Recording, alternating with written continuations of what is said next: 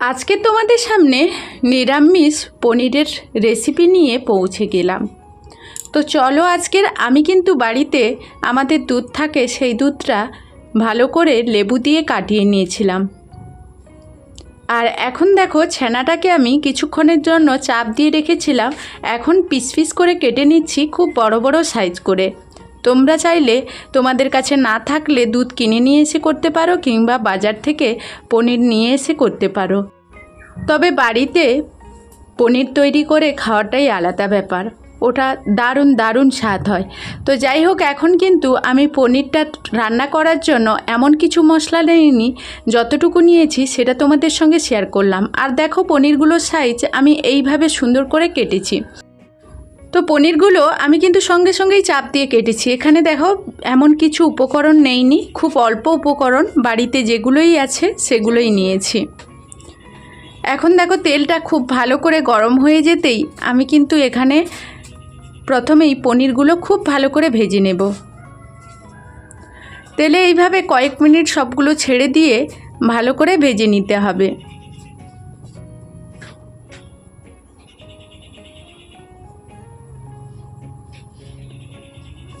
পনিরগুলো খুব ভালো করে এখন ভেজে নিয়ে আমি কিন্তু একটা পাত্রে নামিয়ে নিলাম।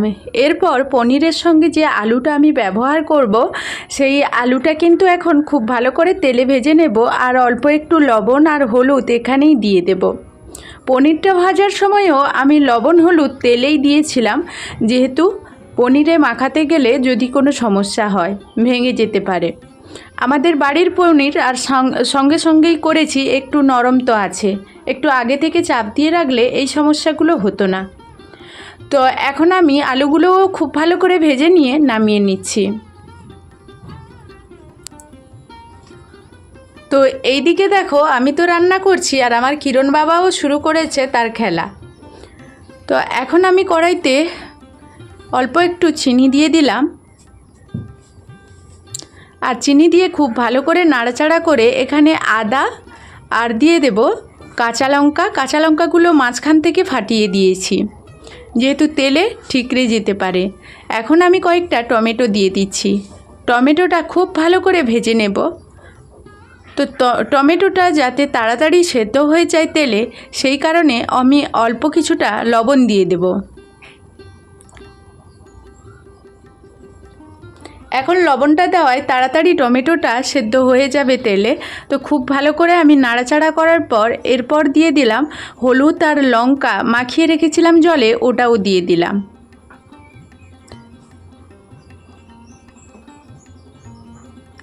আজকের কিন্তু ভীষণই রোদ বেরিয়েছে, এই সময় আমাদের বাড়িতে কারেন্ট নেই, তাই বাইরে বসতে হয়েছে রান্না করতে। তো বাড়ির ভেতরে আমি তো রান্না করতেই পারছি না অন্ধকারে। তো এখন আমার দেখো, মশলাটা খুব ভালো করে কষা হয়ে গেলে আমি আলুগুলো দিয়ে জল দিয়ে দিচ্ছি। এখানে আমি দিয়েছিলাম মশলার মধ্যে আদা, জিরে বাটা, ধনে বাটা, আর দিয়েছি চিনেবাদাম বাটা। তো আর টমেটো, তোমরা চাইলে কিন্তু অন্য মশলাও ব্যবহার করতে পারো যদি আমিষ খাও।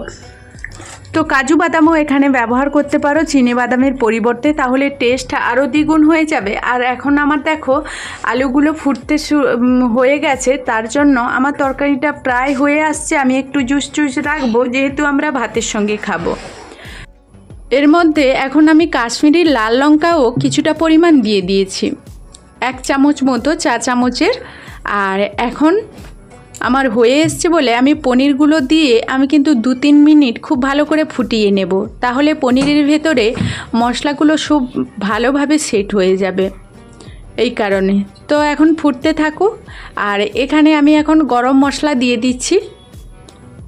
তো গরম মশলাটা দিয়ে এখন কিন্তু আঁচটাকে তোমরা একেবারে লো করে দেবে। আর যেহেতু নিরামিষ, সেহেতু কিন্তু ঘিও দিলাম। আর তোমরা জানো, ঘিটাও আমার বাড়িতে তৈরি। তো এখন খুব ভালো করে নাড়াচাড়া করে এখন আমি নামিয়ে নেব। তো দেখো আজকের রেসিপিটা তোমরা এইভাবে একবার ট্রাই করো, অবশ্যই ভালো লাগবে। রেসিপিটা আমার পুরো কমপ্লিট হয়ে গেছে। আর দেখো পনিরগুলো আমি বড় করেছি, তোমরা চাইলে ছোট করতে পারো। এইভাবে বড় বড় সাইজ করেছি কারণ আজকের অনেকটাই দুধ ছিল, আর সেই কারণে আমি এতটাই পনির করেছি। তো যাই হোক বন্ধুরা, ভিডিওটা এই পর্যন্ত। ফিরে আসবো নতুন ভিডিও নিয়ে, ততক্ষণ সবাই ভালো থাকবে।